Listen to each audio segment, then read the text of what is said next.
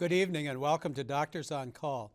I'm Dr. Ray Christensen from the Department of Family Medicine and Community Health at the University of Minnesota Medical School, Duluth, and I will be your host for tonight's program on high blood pressure. We will be glad to take your questions on diagnosis, problems, and treatment. The success of this program is very dependent upon you, the viewer. Please call in your questions and we will do our best to address them. Our telephone numbers can be found at the bottom of your screen. The panelists this evening include Dr. Ryan Harden, a family physician with Gateway Family Health Clinic in Sandstone, Minnesota. Dr. Dave Hutchinson, a family physician at St. Luke's Lester River Medical Clinic in Duluth. And Dr. Mike Swanoski, a PharmD with the College of Pharmacy and Essentia Health in Duluth. Our medical students answering the phones tonight are Danelle Lavasser from Omega, Minnesota, Tom Reisnen from Cokato, Minnesota, and Taryn Rashine from Crabtree, Oregon. And now, on to tonight's program on high blood pressure. Dr. Ryan, can you talk a little bit about the diagnosis of high blood pressure or hypertension and maybe define that just a little bit? Well, high blood pressure is diagnosed when somebody obviously has their blood pressure checked, and there's two numbers that are a component of somebody's blood pressure. There's the upper, a lot of patients will call it the upper number and the lower number. The upper number is called the systolic blood pressure, and that's the blood pressure of the blood in arteries when the heart is contracting. And the diastolic blood pressure, the lower number, is the pressure of the fluid or blood in the arteries when the heart's relaxing. So how high blood pressure or hypertension is diagnosed, typically patients will have their blood pressure checked at the pharmacy or when they come into the clinic or somewhere else in a department store or something like that, and they'll notice that their blood pressure is greater than 140/90. Typically, for most people, a blood pressure greater than 140/90 is considered to be hypertension or that's a hypertensive patient. Usually what I do, a lot of times patients will come into the clinic, they won't know they have hypertension because it's a silent illness. They'll have their blood pressure checked in the clinic and it'll be elevated. And if they're not aware that they have high blood pressure, what I'll do in order to diagnose that as high blood pressure is I'll have them come back in 2 to 4 weeks to recheck it. Dr. Hutchinson, why should we treat blood pressure? Well, that's an important question. There's really clear evidence for a long time that the higher someone's blood pressure, on average, the shorter their lifespan, and specifically the higher their risk of developing any one of a number of or multiple of health conditions, including coronary artery disease, cerebrovascular disease, the blockages in the little brain vessels that can lead to stroke, aneurysms of both large and small blood vessels, a condition that can lead to rupture of blood vessels, which can cause a stroke or other catastrophic events, congestive heart failure, chronic renal disease, peripheral vascular disease, many conditions, mostly involving the vascular system, the cardiovascular system. So the higher someone's blood pressure, the higher the risk of developing those conditions. Even within normal ranges of blood pressure, we know that the rates of heart disease are higher at the higher end of the normal range of blood pressure than people who have blood pressures toward the lower end. And then, of course, as people become what we define as hypertensive, as Dr. Harden said, above 140/90 and even higher, the risk of those conditions and the speed with which they can develop increases. So we know also that when we lower blood pressure numbers, we lower the risk of developing any of those conditions, and we lower the risk of dying from any of them. Dr. Swanoski, you're a PharmD and your work is with the pharmaceuticals and the medicines that we use. Do you want to just briefly outline the medications that can be used for hypertension? Sure. Well, there's a wide variety of medications that are used, but there are some common ones that are first-line agents. So typically, if someone is newly diagnosed with hypertension and they don't have any other chronic diseases that we would have to take into consideration, because that is something that needs to be taken into consideration. Are there other diseases? Because there may be drugs that are specific that are beneficial for that. But if they're newly diagnosed with hypertension, that's all we're sort of concerned about. Typically, physicians will go to one of 4 categories of medications. They may go to a thiazide diuretic. Diuretic pulls fluid out, and how that really works is it helps excrete sodium from our system, and sodium, salt, will raise blood pressure. That's typically how those diuretics work. There's also a class of medications that work on angiotensin. Well, angiotensin is a chemical that just naturally raises blood pressure. It causes constriction of blood vessels, and these drugs called ACE inhibitors will block the formation of this angiotensin. There's also a group of medications related to that called angiotensin blockers. They just kind of block the receptors so that chemical can't trigger that constriction of the blood vessels. And then the final drug that's commonly used, first line, calcium channel blocker, something like amlodipine, which blocks calcium from moving in and out of the cells, and this also relaxes these blood vessels. So they work in different ways. The reasons we go to these drugs, usually first line, is because they're fairly well tolerated, they're effective, there's evidence to support their use in reducing stroke risk and heart attacks, and they're fairly inexpensive because they're all available, some form of generic. Dr. Harden, the 2 numbers, the systolic and the diastolic, which one's more important? Well, that's a good question. That's a question I get asked a lot in the clinic. Generally speaking, the lower number, the diastolic blood pressure, is more important in people up to age 50.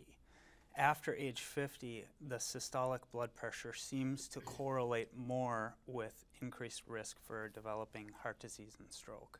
Then there's a question to follow that is pulse pressure and the importance of pulse pressure. And feel free, anybody that wants to jump in, but do you want to address that? The pulse pressure is the difference between the systolic blood pressure and the diastolic blood pressure. When the pulse pressure is increased, when there's an increased pulse pressure, that can be correlated with certain conditions, a lot of which are related to the anatomy of the heart, actually. So an increased pulse pressure can be an indicator of other things that are going on anatomically within the body.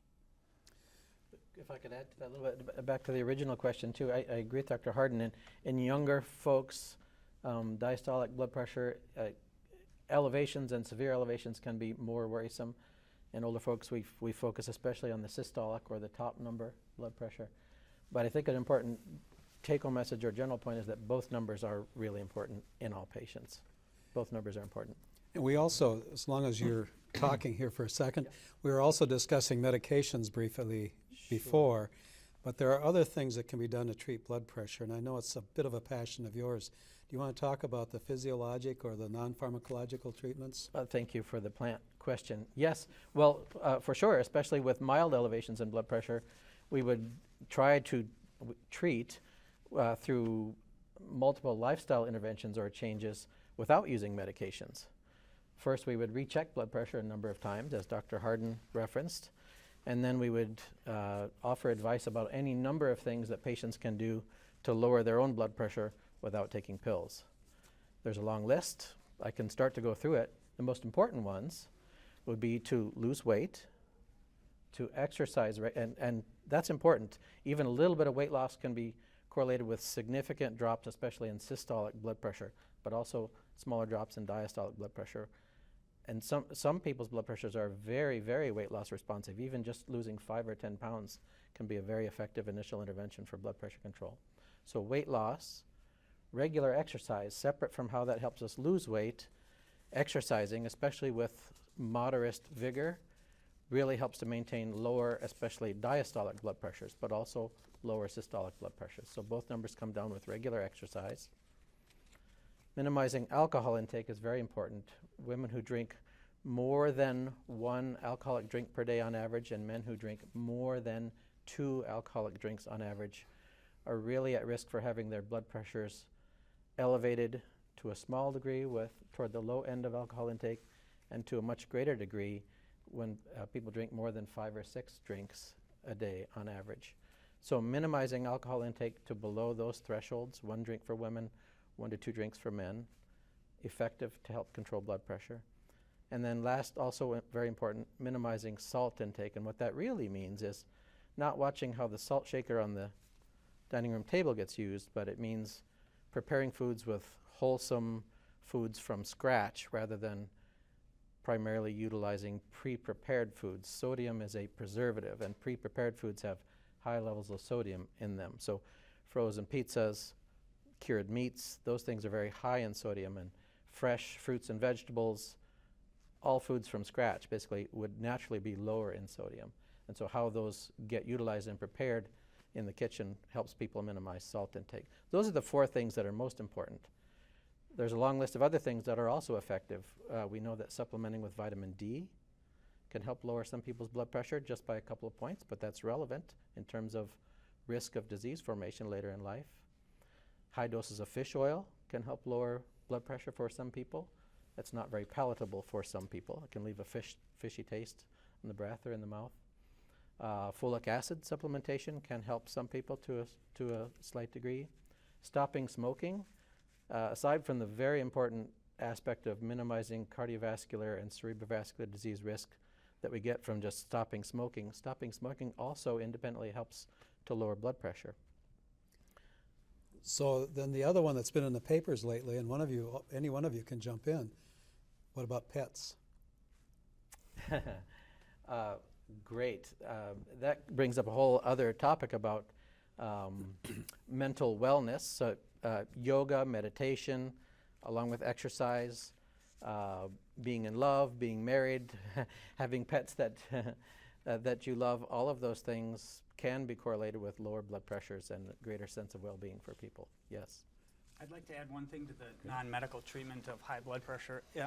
One other cause of high blood pressure is untreated sleep apnea. If patients have sleep apnea where they snore at night, which is associated with actually stopping breathing, that's oftentimes related to being overweight or obese, but that is something that can cause blood pressure, elevated blood pressure during the day. It's not uncommon for somebody with sleep apnea, once they're treated, to not have high blood pressure when they did, when their sleep apnea was not treated appropriately. I think that's a really, really important point. There are lots of medical conditions that secondarily can cause elevations in blood pressure. Not everyone has blood pressure just because they genetically were programmed to have high blood pressure, though it runs in families. It can be a genetically acquired condition, or at least a predisposition toward high blood pressure.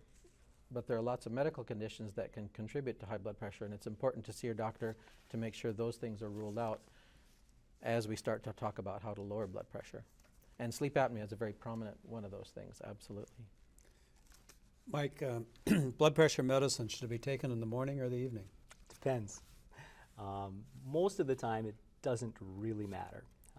If you're taking a diuretic that pulls fluid out of the system, causes one to urinate more frequently, taking it in the morning makes more sense. If you're taking a blood pressure medication that tends to make you drowsy or sluggish, perhaps, then maybe taking that in the evening would be the best. But the most important thing is to take it. So whenever you can remember to take it, if it's once a day, then that's when you should take it. If it's morning and you're going to remember, then that's the time. Or if it's evening, you take everything with the, that's the most important thing. The other thing that kind of comes, it seems like with blood pressure medicines, we tend to use a kind of a witch's brew. We use a whole bunch of different medicines. Sure. Why is that? Well, it's a common question that patients pose. Why am I on so many medications? And the body sort of, and the physicians can help me out here, but fights to maintain a certain set point. And blood pressure, you may start with one agent and it's working for a while, but the body's smart enough to sort of figure out a way around that. And so you need to use a drug with a different mechanism, and they can work well together to bring the blood pressure down. It's not uncommon, physician colleagues here, to certainly to have more than one medication, sometimes 3, sometimes more, if it's very hard to treat. And sometimes if blood pressure is high enough, physicians will start with 2 agents right away. But it really goes to the fact that these agents work in different ways in the body and they complement each other. Comments? I think it's important to point out that most patients who have high blood pressure will require 2 medicines at least to get their blood pressure under control. It's more common to take, for somebody with high blood pressure, to take 2 medicines than to just get it under control with 1 medicine, kind of along the lines of what you were saying. Often we can control blood pressure with lifestyle interventions and change, and just single agent therapy, which is what we'll try, unless patients present with an initial blood pressure that's modestly severely high or severely high, and then it would be appropriate to start with two medications in combination.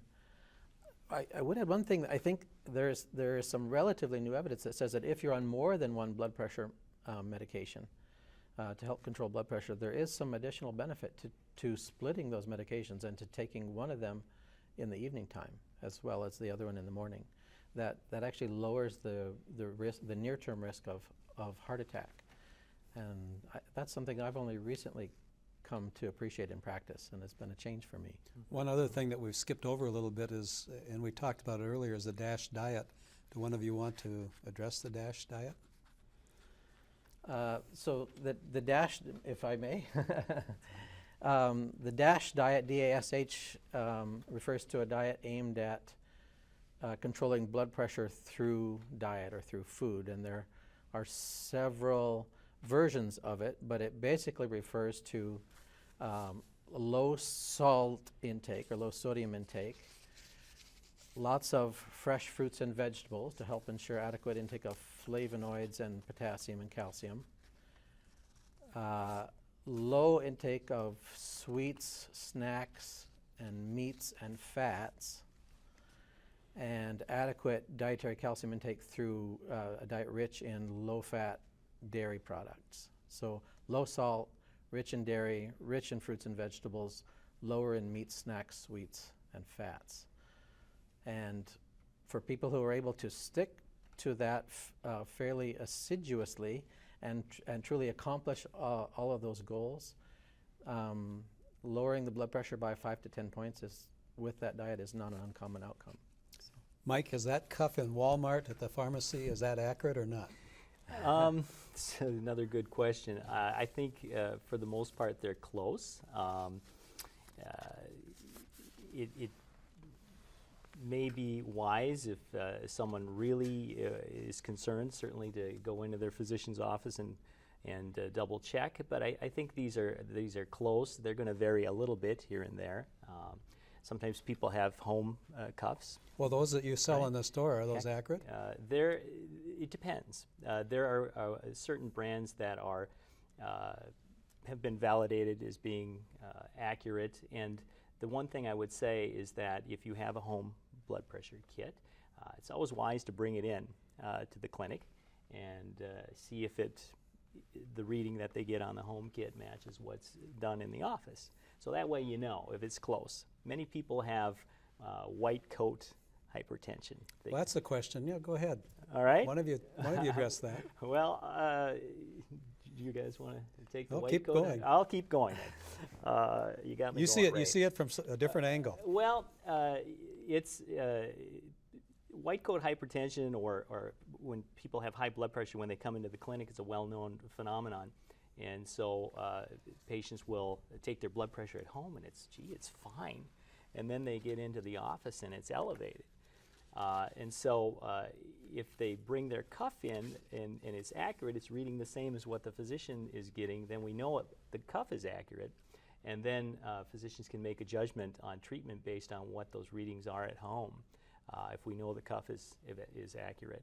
So rather than over-treat them based on the readings they're getting in the office, they'll have more of an idea of what their blood pressure normally is. So it seems like there was a phase in medicine 15 or 20 years ago where we minimized the idea of the concept, but we have evidence now that says it's especially common in kids who have hypertension and in the elderly who have hypertension. But of hypertensive people, 20 to 25% can have white coat hypertension, or readings that are elevated in the office compared to what they would normally get at home. So when we see blood pressure that's hard to treat, for example, or hear that readings are persistently elevated in the clinic compared to readings that people get at home, there's good evidence that readings that people get at home, when taken often enough, are superior data for us to rely on to treat, and So- we should utilize those numbers. But on the long term, if you have white coat hypertension, is there a difference in the long-term outcomes versus the person without it, or do you know? Any of you have any idea on that? I think there's been some suggestion that people that are more reactive in terms of their blood pressure when they're in a stressful situation, their blood pressure is elevated, that can be correlated with increased risk for the outcomes associated with chronic high blood pressure.